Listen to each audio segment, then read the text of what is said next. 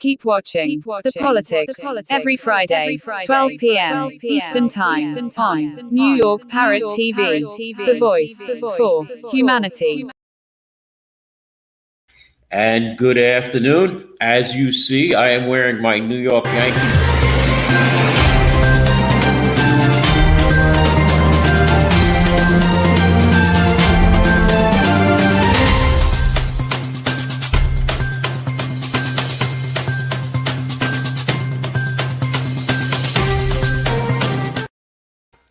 Okay, let me introduce myself first. I am Robert Press, official reporter for the Bronx Chronicle, Muslim Media, the Parkchester Times, and Co-op City News. As I said, I am wearing my New York Yankees shirt. Let's see, it's over here. I'm backwards here on the TV. Because of the victory yesterday by the Yankees, they shut out the San Francisco Giants 5-0. Aaron Judge, the center fielder who moved to right field later in the game, hit a batting second, hit a solo home run in the bottom of the first inning that proved to be the margin of victory for the Yankees. Judge's home run was the longest of the season so far, but again, the season's only 1 day old. And Garrett Cole was the winning pitcher, pitching 6 solid innings of 3-hit, 2-walk baseball, while striking out 11 batters.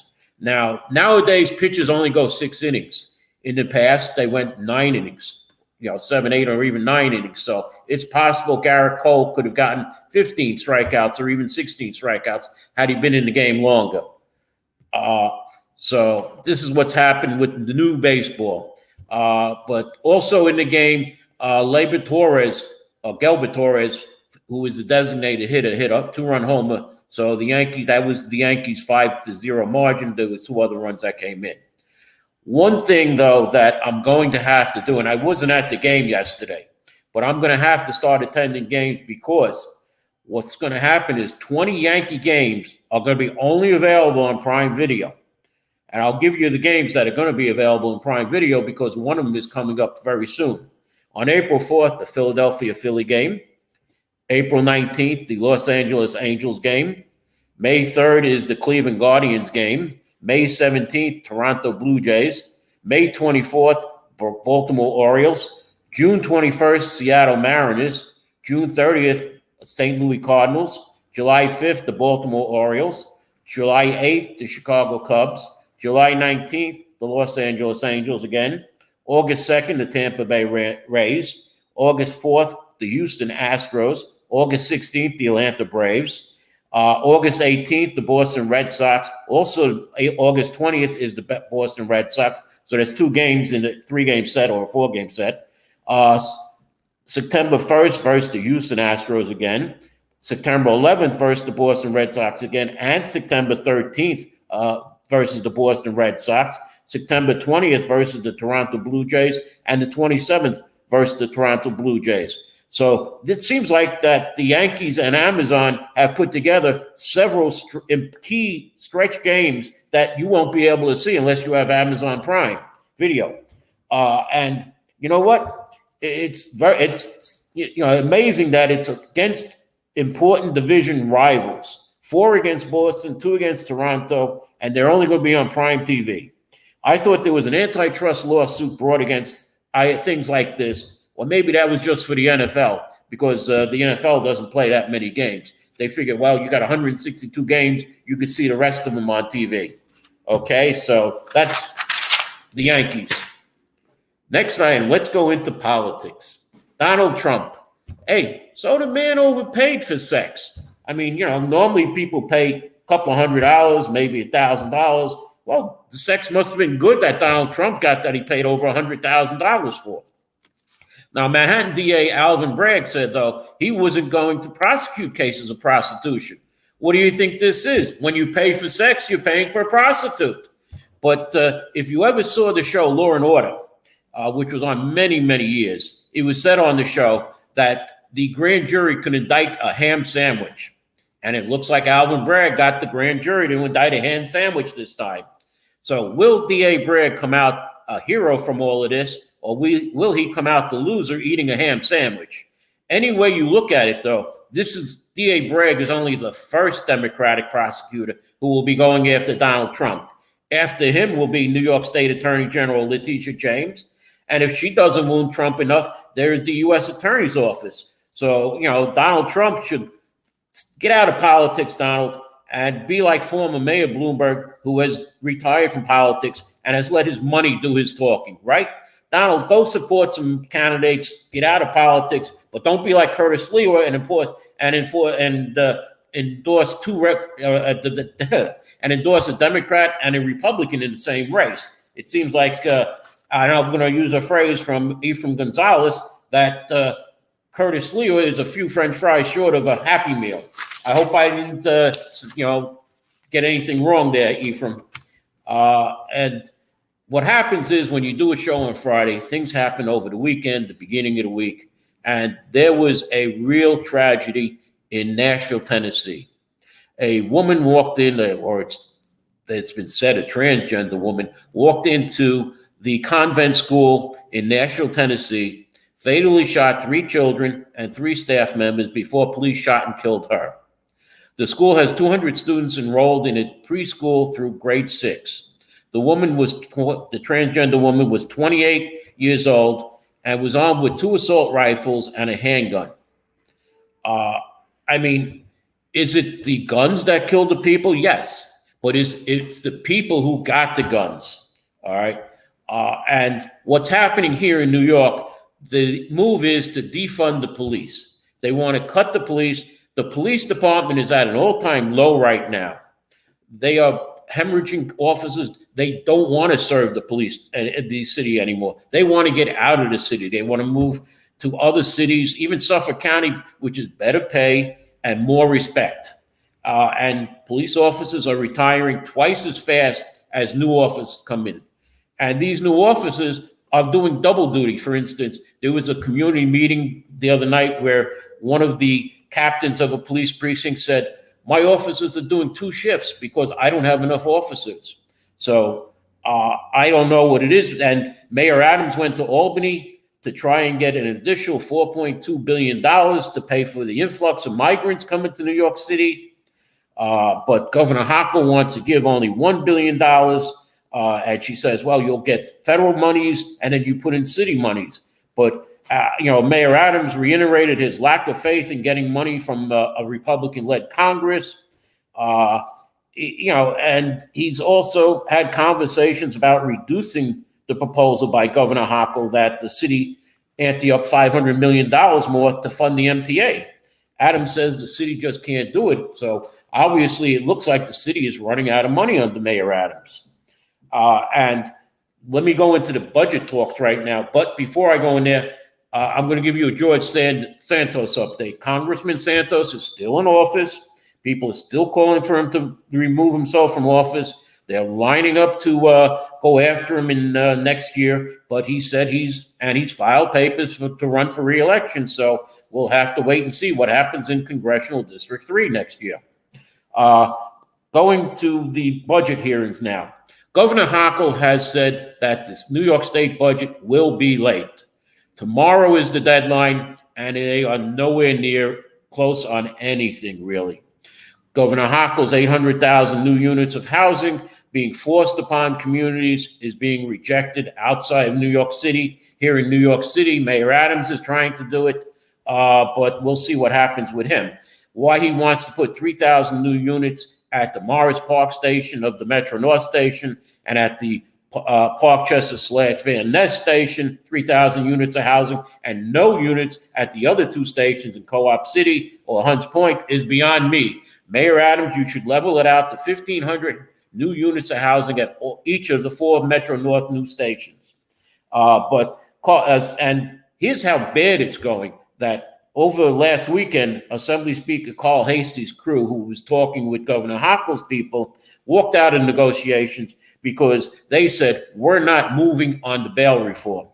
They said it's going to stay as it is, but now we hear that Assemblyman or Assembly Speaker Hasty may give a little on that.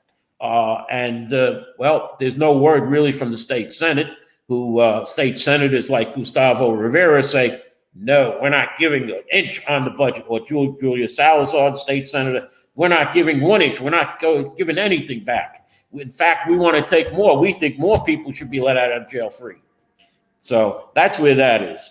As far as the state goes, the state is also losing employees. Governor Hochul says 26% of the state employees will be eligible to retire in the next 5 years. And she says that the state is already down by 12,500 workers. And however, the civil service division has a different figure, saying that the percentage of possible retirees in the next 5 years is actually 12% of the total workforce. State pension rules in most cases allow workers to retire at age 55 with at least 30 years of service.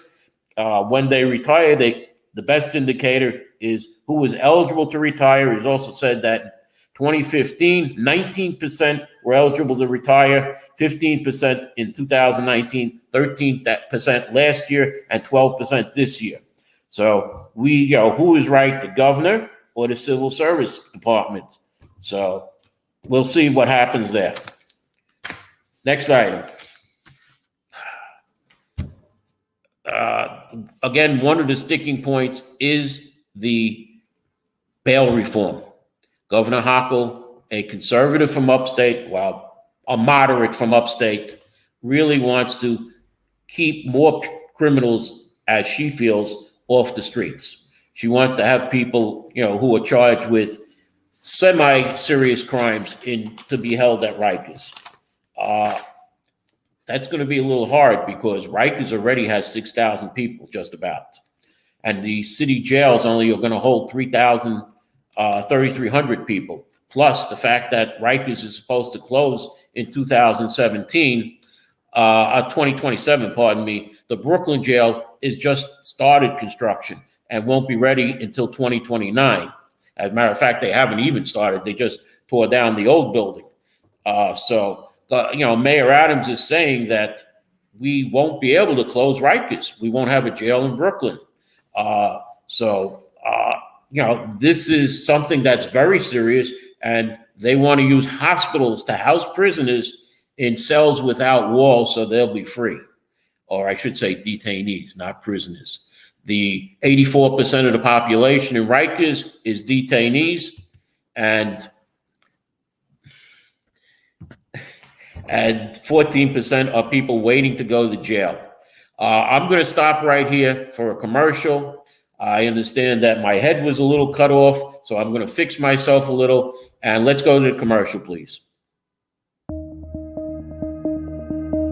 Do you wish your business makes it to the top list of the most searched for business in the US and around the world?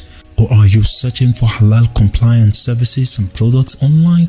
Then Halal Finder is your online resource directory, pointing you to the right places and products. Let's help you explore halal products and services of your choice as we manage many halal businesses across the world. Promote your business with halalfinder.com, the only plug you need to grow. Our services include business listing, digital marketing, branding strategy, SEO campaigns, crowdfunding, and humanitarian support. On our Compassion Corner, we offer crowdfunding of halal ventures and humanitarian services.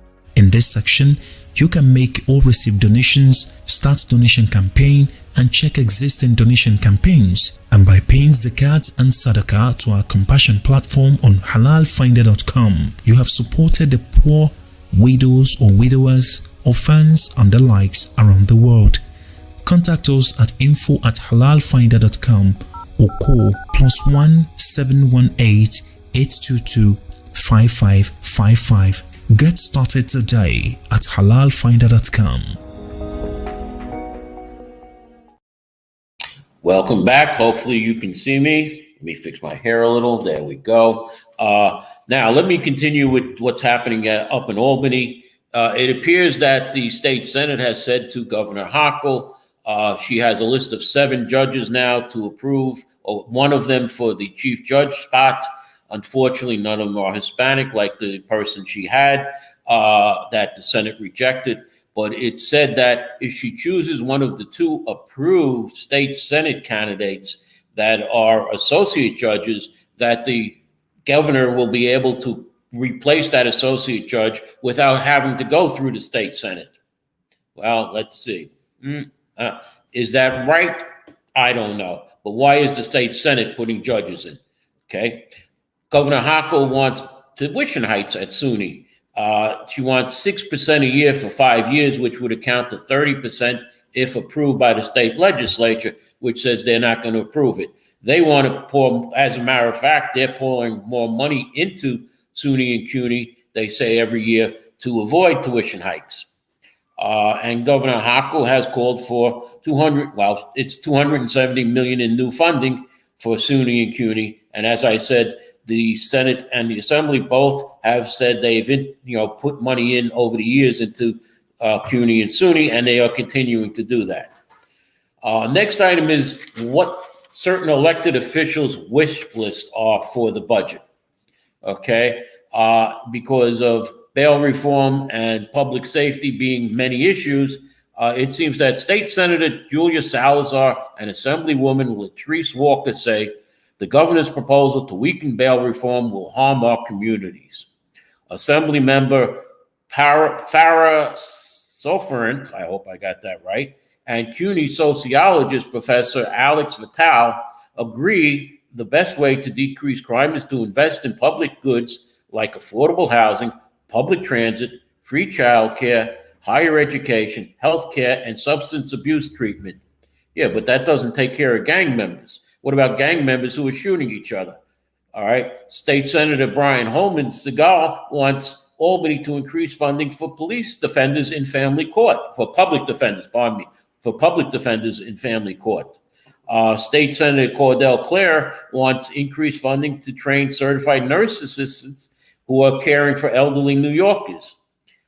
State Senator Gustavo Rivera, who we've had on the show, and Assembly Member Jessica Gonzalez-Rojas want Governor Hochul to support coverage for all that would make undocumented New Yorkers eligible for federally subsidized health care. Senator Zelma Myrie wants Governor Hochul's housing plan to include $40 million more to protect homeowners whose deeds are stolen.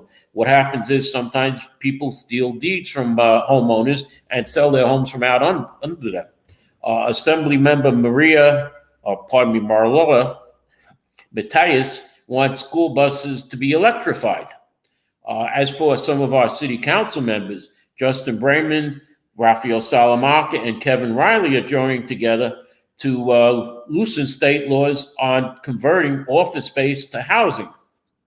And finally, Sandy Nurse is endorsing an expansion of the state's 40-year-old bottle bill law to include more types of bottles and cans that are not currently in the bottle bill law. For instance, iced tea bottles or cans are not. Those bottles of Snapple or Arizona iced tea, or even the cans, are not in the bottle bill law, and she wants to include them. So that's some of the elected officials' wish list. One item I forgot to mention before while I was on the Donald Trump and federal case.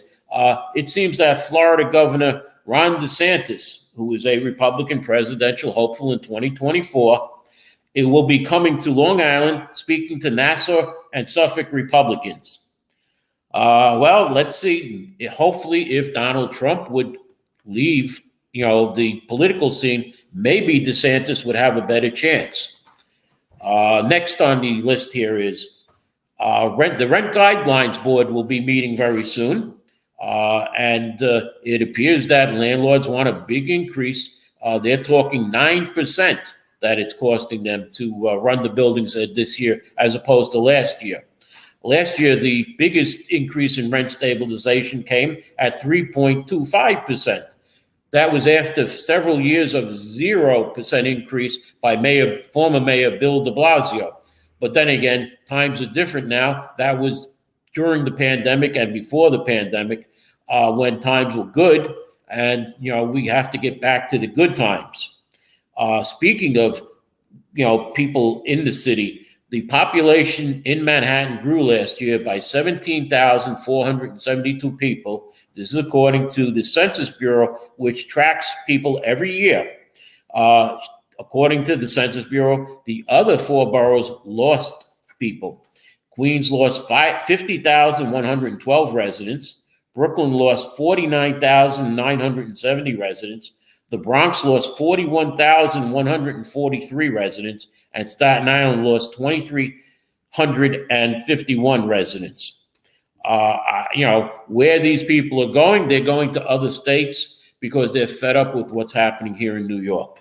I was at a meeting last night, a community meeting, where the community in the East Bronx, on the other side of Pelham Parkway over in the Allerton Avenue area, they were complaining about the bike lanes that are being put in, that it's killing business, that it's killing the people driving, that they're going from 2 lanes to 1 lane. The congestion is backed up for blocks. And they, also were complaining about the e-bikes, that these e-bikes don't look out for people. They're running into people. But that was last night. And our Bronx Borough President, Vanessa Gibson, was there to hear this, as well as other gripes that community had. I was at Saturday, the 33rd Happy Land memorial ceremony. Mayor Adams was at the ceremony too. And it appears that Mayor Adams, doesn't really, he gave me a nice look here. All right. But, I think he remembers my question about the 140-bed single men's homeless shelter on White Plains Road that I asked him about, which 6 weeks later, Bronx Borough President Gibson said that Mayor Adams has decided to scrub that project and not build it. Before I get into the city council races, for the first year, the Bronx Day Food Festival will take place on 161st Street and the Grand Concourse. That is probably due to the new bike lane that was placed on Marshall Parkway on both sides of the parkway, which took out an equivalent of 2 lanes. Where the food festival used to be on both sides of Marshall Parkway, south rather, they can't because of the bike lane. The divider is right in the middle, almost in the middle, or I should say it's at the 40% mark, since there were 5 drivable lanes at one time. Now there are only 2 drivable lanes with a turning lane. So, the lights are timed correctly right now to allow traffic to flow. But if the lights ever get out of sequence, you're going to have a jam the whole length of the Marshall Parkway. It is not known yet where the parade will be, because the parade may not be enough room for the parade over there. They may have the parade down the Grand Concourse. Who knows? May 8th, the borough president's office will be announcing what they're doing. With the food festival, I believe the food concert will be at the food festival. There's a concert that's also done, and that's normally done right with the food festival. There is plenty of room on 161st Street. Up on top, there's like a little park where they could have the concert, and everybody, that's where they light the Christmas tree every year on 161st Street. Now, for the city council races, it looks like council members Eric Dinowitz in the 11th district, Councilman Oswald Felice in the 15th council district, and Councilwoman Amanda Frias in the 18th council district will have no Democratic primary this year. There are no opponents who have filed with the Campaign Finance Board at all, and no one really has said that they are going to be running. And it's strange because the 11th council district had 6 candidates, I believe, if not more, running last time, 2 years ago, or a year and a half ago, I should say. And in the 15th council race, there were 8 candidates running against, or 7 candidates running against Councilman Felice. One of those candidates has been redistricted into the 13th council district, so I don't know if Councilman Felice had a hand in that, but congratulations, Oswald, you have no primary, it looks like. The 12th council district, which is currently occupied by Councilman Kevin Riley, he will have 3 opponents, including former Councilman Andy King, who I had on the show a couple of weeks ago. That should be a race to watch because Kevin Riley used to work in Assemblyman Carl Hasty's office, and Carl Hasty was his mentor, along with now State Senator Jamal Bailey. So, his district is basically in Assemblyman Hasty's district and Senator Bailey's district. Moving on to the 13th the 13th council district, we have a bunch of people filing here. There are now 4 people who are running on a Democratic line. Councilwoman Marjorie Velazquez has 3 opponents on a Democratic line, and there are 5 people who are running on both the Republican and conservative primary lines. So we'll see if we can get one winner out of the Republican and conservative parties to run against the incumbent, should she win. All right, that's again, should she win, or one of the people running against the incumbent. It is not, from what people are saying, a sure thing for Councilwoman Velazquez. I'm told that people aren't signing her petition because they're against her for the Bruckner upzoning. And, you know, it appears that the councilwoman is trying to pump funding into the 82nd Assembly District. Tomorrow, there will be an Easter egg hunt and Easter bunny at the Ferry Point for a event. And she is trying as best she can. She held her State of the District meeting up in the northern part of the 80th Assembly District. And that's all I'm going to say about that race. In the 14th council race, incumbent Councilwoman Parina Sanchez, who is back to square one on the Kingsbridge Armory as a challenger and this is the funny part, the challenger is the president of the Democratic club that Councilman Oswald Felice belongs to. It's really Congressman Adriano Espaillat's club, and both the congressman and Councilman Felice are endorsing the incumbent, Parina Sanchez. So, you know, there's a little humor there.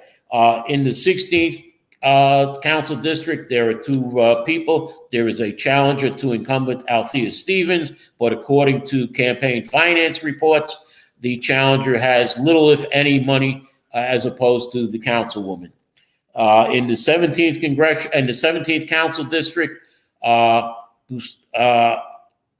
Gonzalo Duran, who ran in the 15th council district last time, is challenging incumbent Rafael Salamanca, who is the land use chair of the city council and has $500,000 in his account. I believe Gonzalo Duran has about $1,100 in his account. And like I said, those are the races. The only other race in the Bronx will be for Bronx District Attorney, as current Bronx District Attorney Darcel Clark will have a primary by a woman named Cohn, Tess Cohn. All right. Again, this is the first part of getting on the ballot, is getting petitions. I'll now go through the political calendar as time is running out, but this is the political calendar, and I'm going to ask my producer for a few minutes more because filing petitions begins on Monday, April 3rd, and ends at midnight on Thursday, April 6th. Then general objections must be in within from either April 6th, depending on when you challenge, when the petition was filed, up till midnight, April 10th. That's just general objections. Specifications to those general objections, which means you're doing a line-by-line thing of the line-by-line accounting of the petition, throwing out signatures that might be out of the district, that might not be registered in the party, that may not be even live in the Bronx. You know, we saw before that Jeter supposedly signed the petition, and that councilwoman all of a sudden left office. So then there comes the court challenge case, which is the end of April. So we really won't know who actually are the candidates until sometime at the beginning of May, when all the court cases are done. Normally, just a few candidates, a handful that I can count on my hand, are basically challenged in court, but it does happen. So, and since I'm at my end of my show, let me say thank you for viewing. Thank you, Kevin. Thank you, Ephraim, and all my other viewers. Thank you, Anthony. I know you're watching the show, my former co-host, and Dion Powell. Let me give you a shout out. and say goodbye and thank you for watching.